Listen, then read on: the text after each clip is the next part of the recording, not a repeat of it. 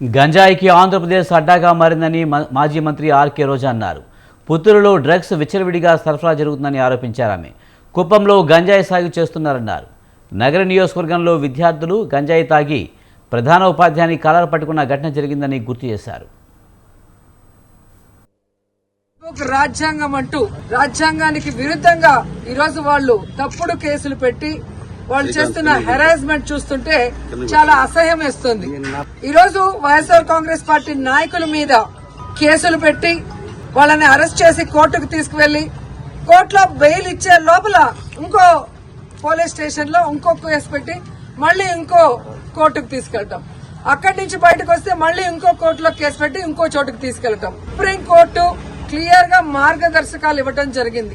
ఒక మనిషిని అరెస్ట్ చేశాక ఒకవేళ ఆ మనిషి మీద వేరే వేరే పోలీస్ స్టేషన్ లో కేసులుంటే వాటన్నిటికీ పీటీ వారెంట్ ఇచ్చి ఒకే చోట విచారణ చేయాలని స్పష్టంగా ఉన్న వాంటెడ్ గా ఈరోజు జిల్లాలకి పోసాన కృష్ణమురళి గారిని వెహికల్ లో తీసుకెళ్లి ఎలా హ్యూమిలేట్ చేస్తున్నారు. ఆయన ఆరోగ్య పరిస్థితి బాగా లేకపోయినా ఆయన ఏ విధంగా టార్చర్ పెడుతున్నారో మనం కళ్ళారా చూస్తున్నాం. అంటే సుప్రీం కోర్టు ఇచ్చిన మార్గదర్శకాలకు కూడా తిలోదకాలు ఇచ్చి ఈ రోజు అధికార పార్టీ వాళ్ళు చెప్పినట్టుగా అధికారులు నడుచుకోవడం చాలా దురదృష్టకరం. ఈ రోజు వాళ్ళకి నేను సూటిగా చెప్తున్నాను, అధికారులకి అధికార పార్టీ చెప్పిందని మీరు ఈ విధంగా సుప్రీంకోర్టు మార్గదర్శకాలకి తిలోదకాలు ఇస్తే ఈ రోజు మా పార్టీ నాయకులు ఇబ్బందులు పడొచ్చు.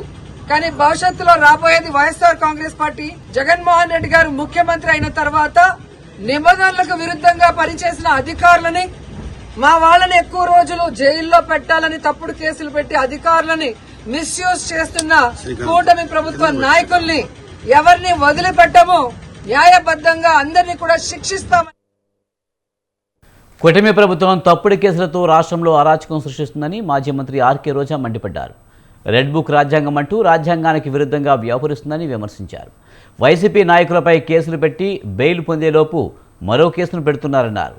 అన్ని కేసులకు పీటీ వారెంట్ ఇచ్చి ఒకే చోట విచారణ జరపాలని, అందుకు విరుద్ధంగా కొందరు పోలీసులు వ్యవహరిస్తున్నారన్నారు. పోసాని కృష్ణమురళికి ఆరోగ్యం సరిగా లేకపోయినా టార్చర్ పెడుతున్నారని ఆగ్రహం వ్యక్తం చేశారు. ప్రభుత్వం అధికారంలోకి వచ్చిన తర్వాత తప్పుడు కేసులతో హెరాస్మెంట్ చేయడమే కాకుండా ఈరోజు రాష్ట్రంలో మద్యం బెల్ట్ షాపులు ఏ విధంగా వీధికి పెట్టి విచ్చలవిడిగా మద్యాన్ని అమ్ముతూ ఈరోజు ఆడపిల్లల మీద అఘాయిత్యాలు పెరిగే విధంగా చేస్తున్నారో మీరందరూ కూడా కళ్ళారా గమనించండి. అలాగే ఈరోజు ఈ కూటమి ప్రభుత్వం అధికారంలోకి వచ్చిన తర్వాత ఈ ఆంధ్రప్రదేశ్ రాష్ట్రం గంజాయికి ఎలా అడ్డాగా మారిందో మీ అందరూ కూడా కళ్ళారా చూస్తున్నారు. ఈరోజు డ్రగ్స్ కూడా చంద్రబాబు నాయుడు నివాసం ఉంటున్న గుంటూరులో డ్రగ్స్ విచ్చలవిడిగా దొరుకుతున్నాయని అన్ని పేపర్లో మీరు చూస్తున్నారు. అంటే ఈ ప్రభుత్వం, ఈ ముఖ్యమంత్రి సిగ్గుపడాలని కూడా ఈ సందర్భంగా తెలియజేసుకుంటున్నాను. కూటమి ప్రభుత్వం అధికారంలోకి వచ్చిన తర్వాత